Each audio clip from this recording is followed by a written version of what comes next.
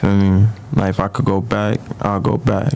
But I ain't sorry. What's good, everyone? Jared Star here. Today it seems like No Jumper, the West Coast hip hop, urban, pretty much BS platform that posts anything that goes on the internet, is in a very down bad state of mind. Now, Pop Smoke died over 4 years ago. We all know how Pop Smoke died, right? He was essentially robbed at his house that he was staying in California. His friend posted a picture of a Mike and Miri bag on the internet, and people thought his friend set him up, and he got robbed by 4 kids who were like 15, 16, 17 years old, and they took his life. Now, one of the people that took his life, his name is Blockstar, and he got released from jail around last year. Now, he appeared on No Jumper this past couple weeks, and let me just say this. If No Jumper wasn't viewed as the colonizer, culture vulture platform, this was the stamp. I'm looking at the comments. This is the lowest bullshit I've ever seen on this channel. Adam, a real cocksucker for this interview. This has got to be the corniest place of content on YouTube. This mother effer shouldn't be smoking so comfortably. Adam, you ain't got no effing shame.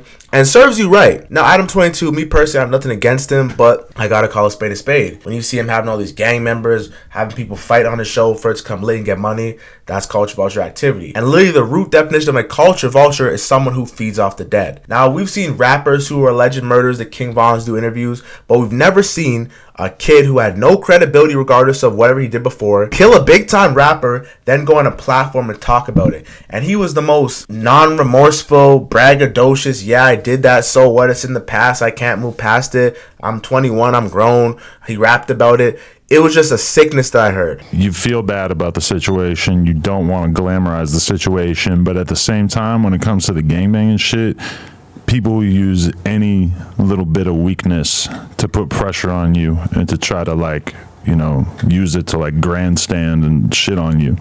So you're in a position where you want to express that you're sorry about it, but then as soon as you kind of show a little bit of weakness, people are going to use that against you. Let me clear that. I'm not sorry about nothing.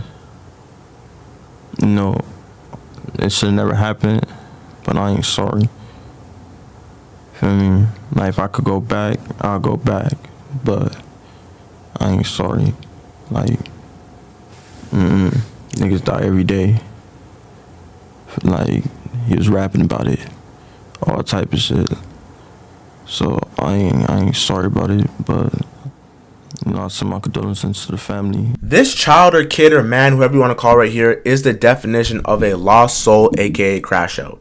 He's here on one hand trying to be tough, saying he's not sorry about it, he doesn't regret it. Then on the other hand, he's saying he wished it didn't happen. Now, this is the result of kids just being failed by their parents and growing up in rap culture as well as drug culture. This kid is zooted out on brains. Think about it. He took one of our most beloved rappers out of the 2020s. When we look at the 2020s, the 3 rappers that were going to be had the crown for sure was Juice WRLD, Pop Smoke, and XXX. And 2 out of the 3, 2/3 died from gun violence. Now, this guy and his whole persona, him being so nonchalant about it, this is honestly just sickening to even watch. Then he goes on to, I don't know if this is intentional or unknowingly, to quote Paid in Full with Cameron saying, "Niggas get shot every day, B. You tough, right?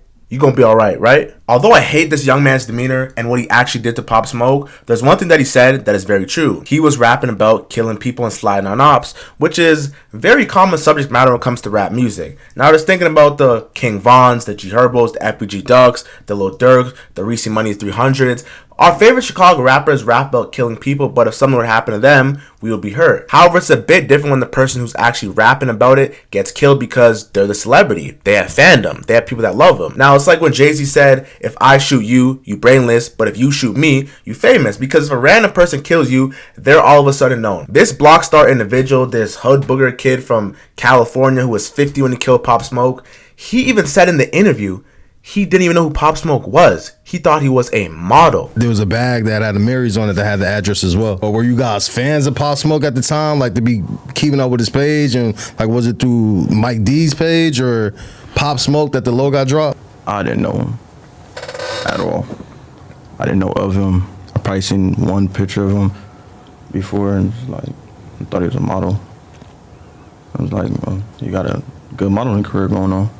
I mean, I thought he was just on that route, but then all this happened. I'm like, I wake up in the morning. I don't even wake up. I didn't go to sleep. I'm just like, Damn. This just goes to show how out of touch a lot of people are from reality, and how when you're a young kid, unless someone's from your neighborhood or from the East Coast, and I'll give them that, because when you're from the West Coast, there's probably people outside the West Coast that I don't know. If you're not Kendrick Lamar, Snoop Dogg, Dr. Dre, maybe The Game, I don't care about you, and I simply just don't know you. So for him, he saw it as a lick, and he even described that it was actually a robbery. You know, a whole lot of speculations talked about Mike D, Pop Smoke's right-hand man's backdooring him, you know, leaving that back gate open so the ops can slide through because they came through the top balcony, or even talks about the girl who was involved in the case, who they held a gun to, saying that, oh, Pop Smoke's man's backdoored him so it would make her look as guilty. That was proven not true. They said they broke into the house, they didn't even think that he was home, but they got confronted by him, and he didn't give up the goods. When the situation did happen, there was a lot of speculation of what happened, and there was 2 people in the house that night with Pop Smoke that people thought backdoored them and shit. So you saying that you didn't know any of the people in the house at all? Nobody backdoored nobody. Let's clear that up. Nobody, I know that 100% for sure. Nobody backdoored nobody. That female, I can't speak too much on it, but she don't know what she's talking about at all. As far as what did she say that you She seen? came out at one point and basically acted as if she believed that it was a backdoor situation, and she tried to call out the Mike D dude and like act like he was being shady, but it never really seemed like that was accurate. I would say the more craziest thing about the situation is they robbed Pop Smoke and didn't even get what they wanted. They want the diamond encrusted Rolex. He didn't give that up. Rolex that they did take, actually, which was another one, they only sold for $2,000, and it was for them. So each man only got 5 bills for killing Pop Smoke. Now, yeah, these are children, so they're not thinking. Yep, that's right. They definitely were not thinking, because they all got caught. But the crazy thing was they're only in jail for 4 years.